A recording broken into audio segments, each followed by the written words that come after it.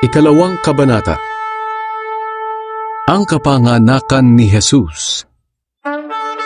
Nang mga panahong iyon, ang emperador ng Roma na si Augustus ay gumawa ng kautusan na dapat magpatala ang lahat ng mga mamamayan ng bansang nasasakupan niya.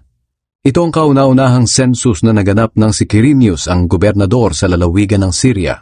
Kaya umuwi ang lahat ng tao sa sarili nilang bayan upang magpalista.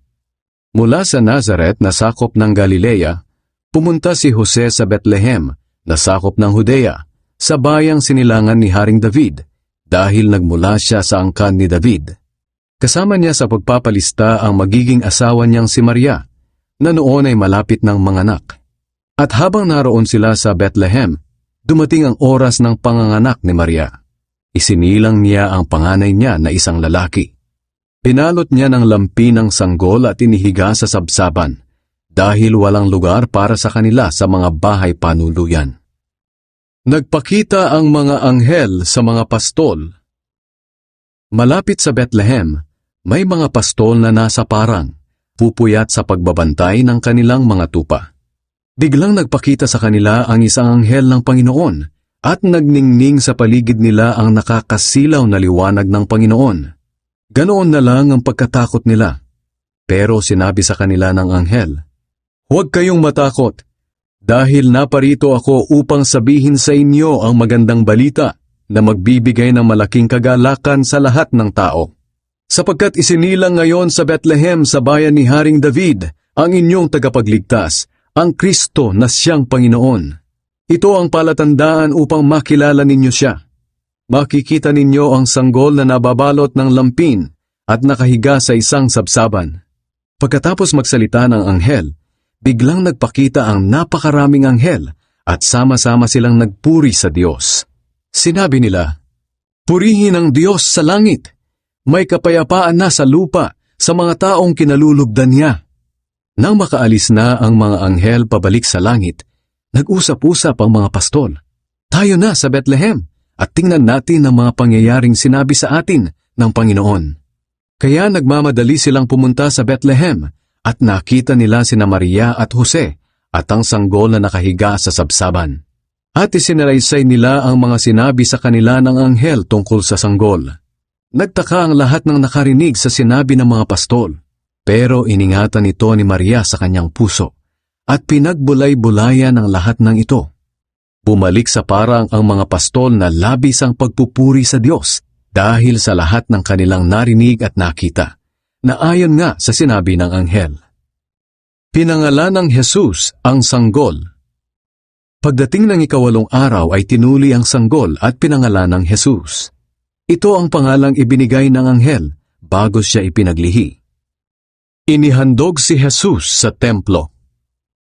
Dumating ang araw na maghahandog sina Jose at Maria sa templo ng Jerusalem ayon sa kautusan ni Moises patungkol sa mga babaeng nanganak upang maituring silang malinis.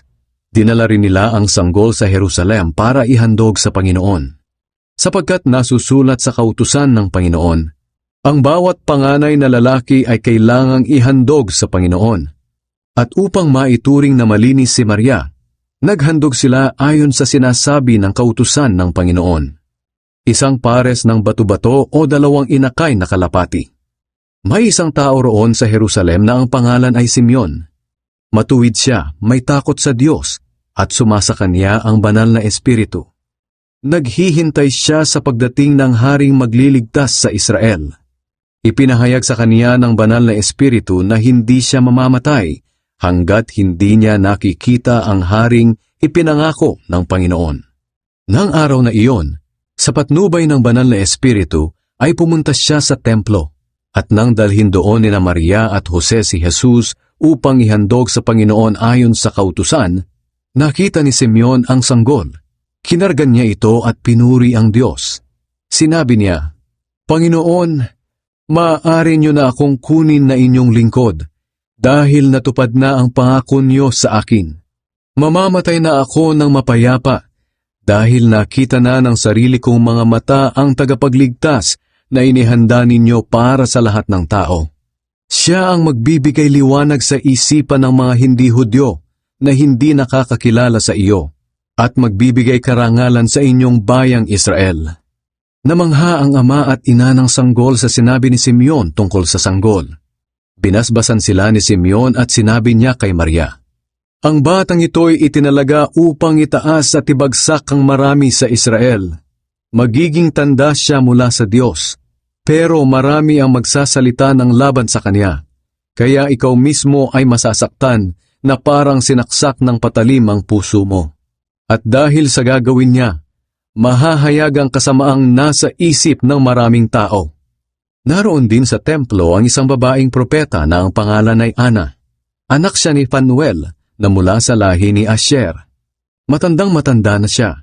7 taon lang silang nagsama ng kanyang asawa bago siya na byuda. At ngayon 84 na taon na siya. Palagi siyang nasa templo. Araw-gabi ay sumasamba siya sa Diyos sa pamamagitan ng pananalangin at pag-aayuno. Lumapit siya ng oras ding iyon kina Jose at Maria at nagpasalamat sa Diyos. At nagsalita rin siya tungkol sa bata sa lahat na naghihintay sa araw ng pagliligtas ng Diyos sa Jerusalem. Nang may sagawa na nina Jose at Maria ang lahat ng dapat nilang gawin ayon sa kautusan ng Panginoon, umuwi na sila sa kanilang bayan sa Nazaret na sakop ng Galilea. Lumaki ang batang si Jesus at naging malakas at napakatalino, at pinagpala siya ng Diyos. Ang batang si Jesus sa templo. Bawat taon pumupunta ang mga magulang ni Jesus sa Jerusalem para dumalo sa pista ng paglampas ng anghel. Nang 12 taon na si Jesus, muli silang pumunta roon gaya ng nakaugalian nila. Pagkatapos ng pista, umuwi na sila pero nagpaiwan si Jesus sa Jerusalem. Hindi ito namalayan ng mga magulang niya. Ang akala nila ay kasama siya ng iba nilang kababayan na pauwi na rin, kaya nagpatuloy sila sa paglalakad buong araw. Bandang huli ay hinanap nila si Jesus sa kanilang mga kamag-anak at mga kaibigan. Nang malaman nila na wala si Jesus sa kanila, bumalik sila sa Jerusalem para roon siya hanapin. At nang 3 araw, natagpuan nila si Jesus sa templo na nakaupong kasama ng mga tagapagturo ng kautusan. Nakikinig siya sa kanila at nagtatanong.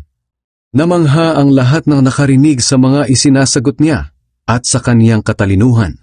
Nagtaka ang mga magulang niya nang matagpuan siya roon. Sinabi ng kanyang ina, "Anak, bakit mo ito ginawa sa amin?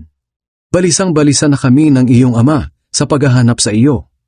Sumagot si Jesus, "Bakit po ninyo ako hinahanap? Hindi ba ninyo alam na dapat ay narito ako sa bahay ng aking ama?" Pero hindi nila naunawaan ang ibig niyang sabihin. Umuwi si Jesus sa Nazaret kasama ng kanyang mga magulang at patuloy siyang naging masunuring anak. Ang lahat ng bagay na ito ay iningatan ng kanyang ina sa kanyang puso. Patuloy na lumaki si Jesus at lalo pang naging matalino. Kinalugdan siya ng Diyos at ng mga tao. Read the scriptures. Higit sa lahat, dapat ninyong tandaan na ang lahat ng isinulat ng mga propeta sa kasulatan ay hindi ayon sa sarili nilang interpretasyon, sapagkat hindi galing sa sarili nilang kalooban ang mga ipinangaral nila, kundi sa banal na Espiritu na nag-udyok sa kanila upang sabihin ang salita ng Diyos.